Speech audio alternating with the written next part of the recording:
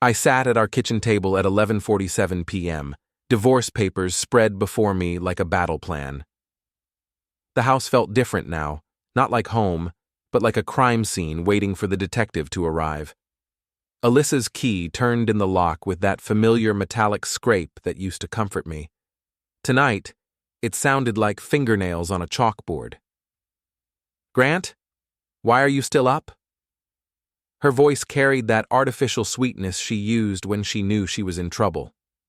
3 days of business meetings in Chicago, and she looked like she'd spent them at a spa instead of in conference rooms.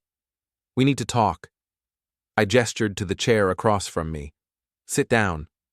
She dropped her designer purse, the one I'd bought her for our anniversary, and remained standing.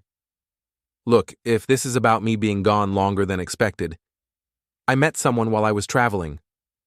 The words came out flat, rehearsed. "We're in a situationship." The silence stretched between us like a taut wire. I watched her face cycle through surprise, calculation, and finally that defiant chin lift she did when cornered. "It's complicated, Grant. You wouldn't understand." "While we're still married?" I kept my voice level, professional, the same tone I used in project meetings when someone tried to blame me for their mistakes. "We haven't been happy for months. You know that." I slid the divorce papers across the table. "You're right, I haven't been happy, but I also haven't been cheating." Her phone buzzed against the granite countertop. The screen lit up with a text from Colin M. I could see the preview. "Can't wait to see you again, beautiful. Last night was incredible."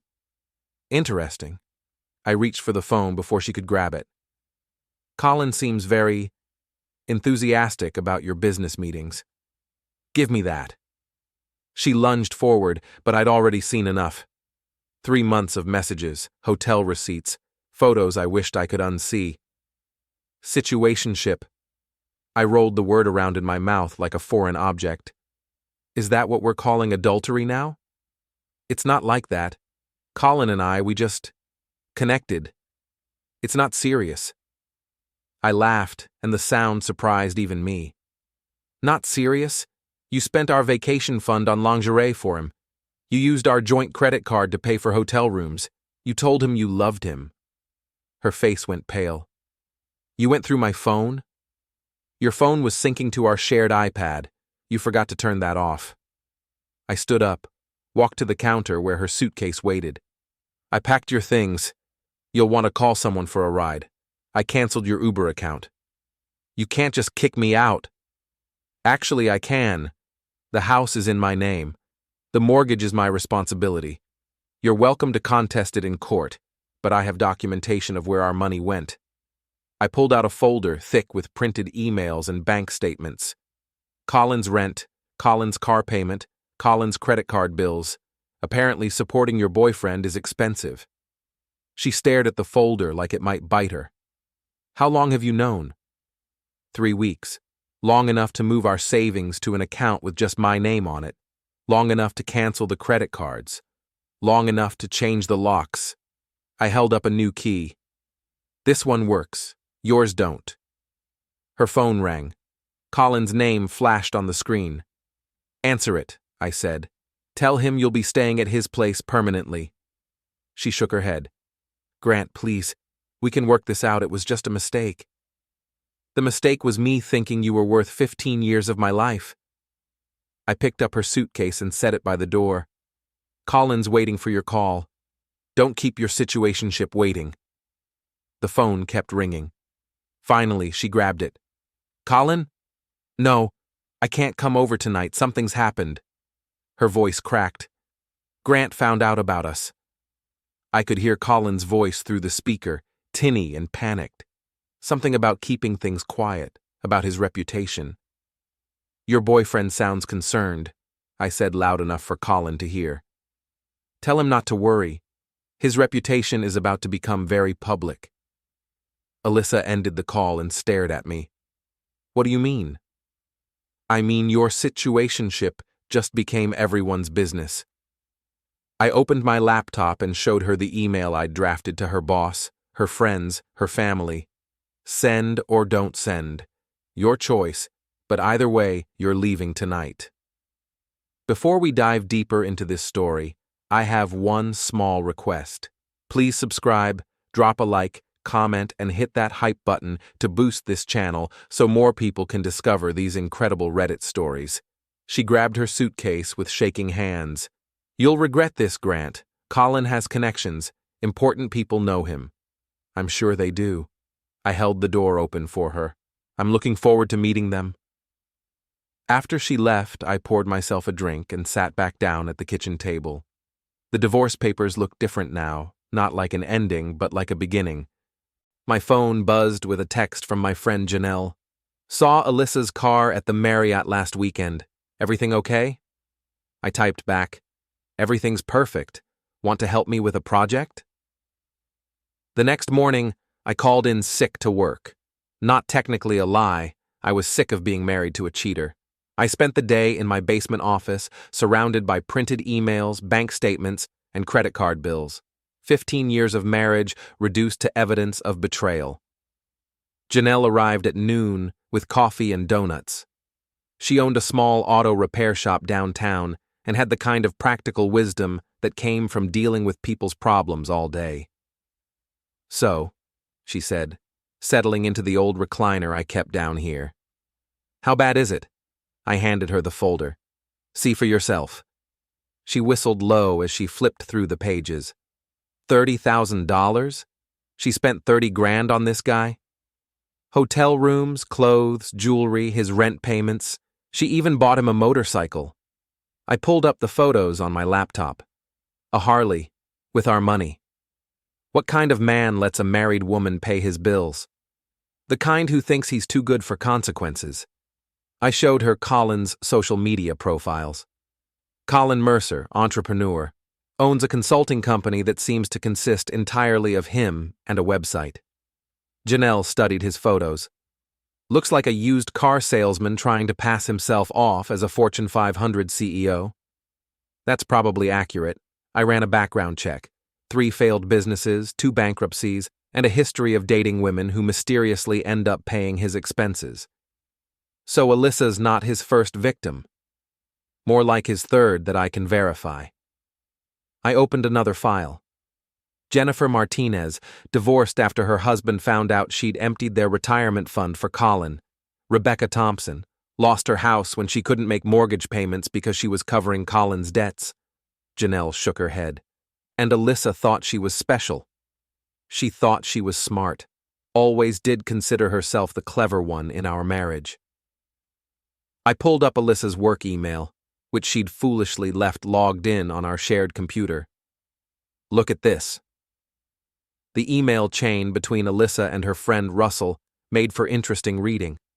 Russell had been helping her hide purchases, letting her ship things to his apartment, even lying to me about her whereabouts. Russell Kane, Janelle read. Isn't he the guy who tends bar at Murphy's? The same. Apparently he's been storing gifts for Colin at his place. Expensive watches, designer clothes, electronics. I leaned back in my chair. Russell thinks he's protecting Alyssa. Really, he's just making himself an accessory. What's your plan? I'd been thinking about that all morning. Phase 1, asset recovery. Everything she bought for Colin with our money comes back to me. Phase 2, exposure. Her friends, family, and co-workers get to know exactly what kind of person they've been supporting. Phase 3. I smiled. Phase 3 depends on how cooperative they are. Janelle grinned. I like Phase 1. When do we start? Tonight. Russell works the evening shift at Murphy's. His apartment will be empty. That's breaking and entering, Grant.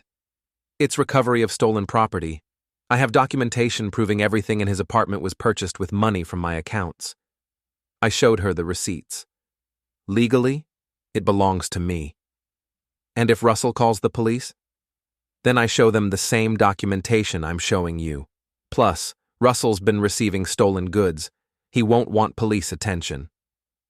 We spent the afternoon planning. Janelle knew a guy who could get us into Russell's building. I prepared copies of all the financial documents, organized by date and purchase. By evening, we were ready. Russell's apartment was a dump. Expensive electronics sat next to furniture that looked like it came from a garage sale. In his bedroom closet, we found everything: watches, clothes, cologne, even a laptop still in its box. "This is pathetic," Janelle said, loading items into boxes. "He's like a storage unit for her affair." I found something better than merchandise in Russell's desk: a handwritten letter from Alyssa, thanking him for keeping our secret and promising to make it worth his while when she and Colin were officially together. "She was planning to leave you all along," Janelle said, reading over my shoulder, "and Russell was planning to cash in on it." I photographed the letter before putting it back. "Let him keep that. I have what I need." We loaded everything into Janelle's van and drove to my house. The items filled half my garage, thousands of dollars worth of merchandise bought with my money for another man. "What now?" Janelle asked. "Now I return everything to the stores that will take it back and sell the rest online. Every dollar goes into my legal fund." I picked up one of the watches, a Rolex that cost more than most people's cars. "Colin's going to miss his presents." My phone rang. Alyssa's number. "Grant, we need to talk." "No, we don't." "Russell says someone broke into his apartment." "Russell should be more careful about receiving stolen property. Those things weren't stolen. They were purchased with money taken from accounts without my permission. That's theft, Alyssa. Look it up." "You can't just—" I hung up and turned off my phone. Tomorrow would bring new challenges, but tonight I had recovered $30,000 worth of my property. "Phase 1 complete," I told Janelle. "What's Phase 2? I looked at the letter from Alyssa, still displayed on my laptop screen. "Phase 2 is making sure everyone knows exactly who they've been supporting." The next morning brought angry voicemails from Alyssa, Russell, and someone I assumed was Colin. I deleted them without listening and drove to work like nothing had happened. Project management had taught me the value of maintaining normal routines while chaos erupted around you. At lunch, I drove to Murphy's bar. Russell was setting up for the evening shift, moving chairs and restocking bottles. He looked like he hadn't slept. "Grant." He straightened up when he saw me. "We need to talk." "I'm listening." "You can't just take things from people's apartments." "I didn't take anything that wasn't already mine." I sat at the bar and ordered coffee. Everything I recovered was purchased with money from my accounts. I have receipts. Russell's hands shook as he poured the coffee. "Alyssa's my friend. I was helping her. You were helping her steal from me. She said you two were getting divorced anyway." "We are now." I sipped the coffee. It was terrible, but I wasn't here for the beverage service. "Tell me about Colin." "What about him?" "How long have you known him?" Russell glanced around the empty bar. "Few months. Alyssa introduced us." "And you like him?" "He's okay, I guess." I pulled out my phone and showed him the background check I'd run on Colin. 3 failed businesses, 2 bankruptcies, a history of financial fraud. Still think he's okay? Russell's face went pale as he read. "Alyssa didn't tell me any of this." "Alyssa doesn't know. She thinks she found a successful entrepreneur. Really, she found a professional con artist." I put the phone away. "You've been storing gifts for a man who specializes in bleeding women dry." "I didn't know." "You do now. Question is, what are you going to do about it?" Russell wiped down the bar with nervous energy. "What do you want from me?" "Information. How often do they meet? Where do they go? What are they planning?" "I can't spy on my friend." "Your friend stole $30,000 from me. Your friend is dating a con artist who's probably planning to take everything she has left." I leaned forward. "Your friend is going to end up broke and alone unless someone warns her." "And you care because—" "I don't. But you do." I stood up and left money for the coffee. "Think about it, Russell. When Colin disappears with whatever money Alyssa has left, who's she going to blame for not warning her?" I left him standing there, staring at the information about Colin's criminal history. That afternoon, I drove to Alyssa's workplace. She worked for a marketing firm downtown, the kind of place where image mattered more than substance. Perfect for someone like her. I didn't go inside. Instead, I sat in my car across the street and waited. At 5:30, Alyssa emerged with her boss, Margaret Salter. They stood on the sidewalk talking, and I could see Alyssa's animated gestures, her fake smile, the way she touched Margaret's arm when she wanted to emphasize a point. Margaret was a sharp woman in her 50s who'd built the company from nothing. She valued loyalty, honesty, and hard work. She would not appreciate learning that one of her employees was stealing from her spouse to fund an affair. I composed an email carefully, attaching selected financial documents and a brief explanation of the situation. I didn't send it yet. That would come later, when the timing was right. My phone buzzed with a text from Janelle. Russell called me. Wants to meet tonight. Says he has information. Interesting. Maybe my conversation had been more effective than I'd thought. I met Russell and Janelle at a diner across town. Russell looked terrible. Unshaven, tired, nervous. He slid a piece of paper across the table. Colin's planning something, he said. Alyssa showed me this yesterday. It was a lease agreement for an apartment in Florida. Colin's name was on it, along with someone listed as A. Mercer. He wants her to move to Florida with him, Russell continued. Change her name, start over. With what money? I asked. She's been liquidating everything. Her retirement account, her savings, even her jewelry. Russell's voice was barely above a whisper. She thinks they're going to start a business together. Janelle whistled. How much money are we talking about? Everything she has. Maybe $60,000, $70,000. I studied the lease agreement. The apartment was expensive, the kind of place that required significant upfront payments. When are they planning to leave? Next month. She's going to quit her job, tell everyone she got an opportunity in Florida. And Colin's current situation?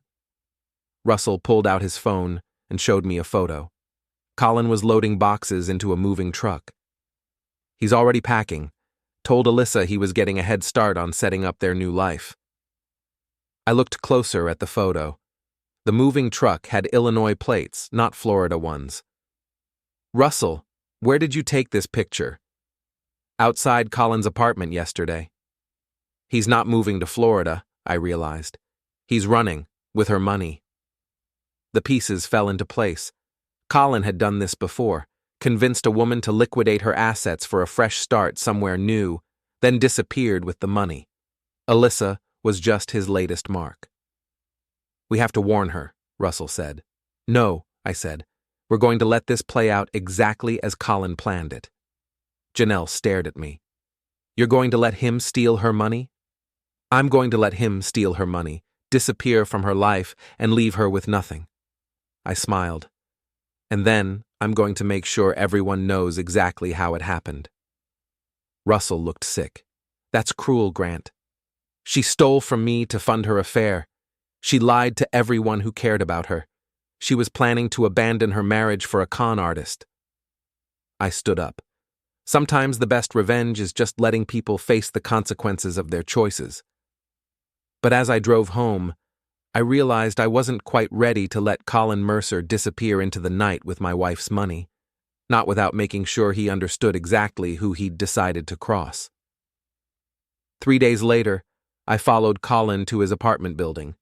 He drove a leased BMW, probably paid for with Alyssa's money, and lived in one of those generic luxury complexes that charged premium prices for basic amenities, the kind of place designed for people who wanted to look successful without actually earning it.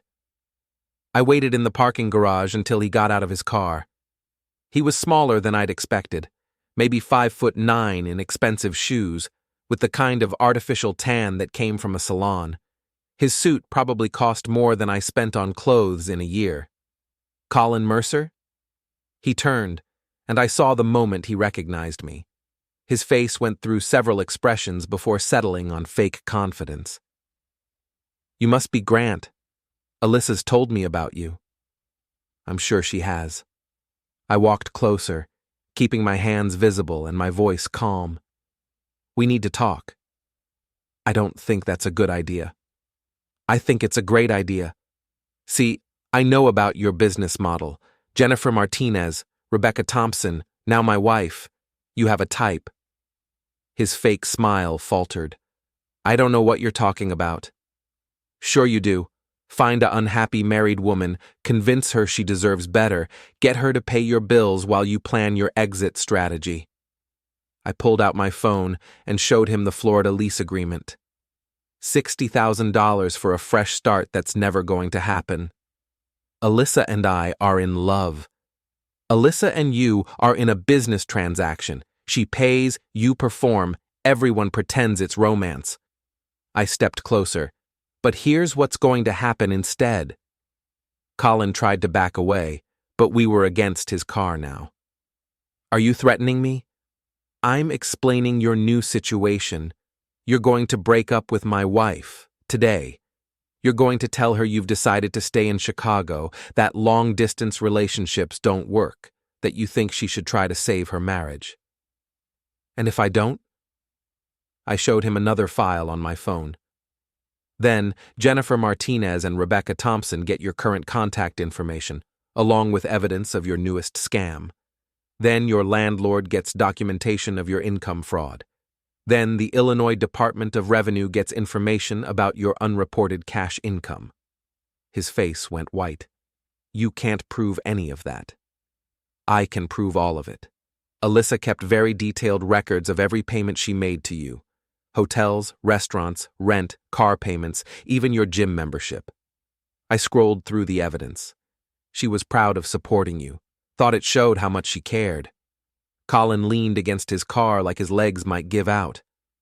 What do you want? I want you to disappear from her life. Today. Completely. She'll just find someone else. Probably. But it won't be a con artist who's stolen money from my accounts. I put my phone away. You have until tonight to end things with her.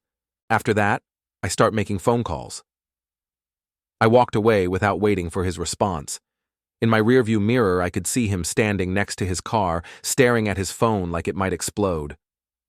2 hours later, Alyssa called me. Grant, something's wrong. Colin just broke up with me. I'm sorry to hear that. He said he couldn't handle the pressure of our situation, that he thought I should try to work things out with you. Interesting advice.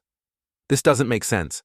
Yesterday, he was talking about our future together, and today, he won't even take my calls. Maybe he realized what he was asking you to give up. $60,000, Grant. I liquidated everything for him. My retirement, my savings, everything. I felt a moment of something that might have been sympathy. Then I remembered the hotel receipts, the lies, the $30,000 she'd already stolen from our joint accounts. Where's the money now? In a separate account. We were going to use it to start over in Florida. You might want to check that account, Alyssa. The line went quiet for a long moment. Then I heard typing, probably her logging into online banking. It's gone. Her voice was barely a whisper. All of it. The account's empty. Colin? The last transaction was yesterday. Electronic transfer to an account I don't recognize. So Colin had taken the money anyway, just not the way he'd originally planned. Probably figured a quick theft was safer than a prolonged con once I'd made it clear I knew his history. I'm calling the police, Alyssa said. Good luck with that. You voluntarily gave money to your boyfriend. The police will call it a domestic dispute. He stole from me. He did exactly what you did to me. The only difference is scale. She hung up without saying goodbye. That evening, I met Janelle at Murphy's bar. Russell was working, but the place was mostly empty except for a few regulars watching television. Colin took the money and ran, I told them. Russell shook his head. $60,000. Gone. Plus the $30,000 she stole from me earlier. Alyssa's financial situation just became very complicated. What happens now? Janelle asked. Now she discovers what it's like to be broke, alone, and publicly humiliated. I sipped my drink. The same thing she was planning for me. Russell looked uncomfortable. She's going to need help. She's going to need a lot of things: a new place to live, a way to pay her bills, probably a lawyer when her creditors start calling. I shrugged. Not my problem anymore. That's cold, Grant. That's justice, Russell. She made her choices. Now she gets to live with the consequences. But as I drove home that night, I realized my revenge wasn't complete yet. Alyssa was broke and alone, but she wasn't publicly humiliated. Her friends, family, and co-workers still saw her as the victim of a bad marriage, not the architect of her own destruction. That was about to change. The town's annual summer festival was held in Central Park every August. Local businesses set up booths, families brought picnics, and everyone who mattered in our social circle would be there. It was the perfect venue for what I had planned. I spent the week before the festival preparing. Printed copies of select financial documents, email exchanges, and photos. Nothing illegal or private. Just the facts of what Alyssa had done, presented in a clear, easy-to-understand format.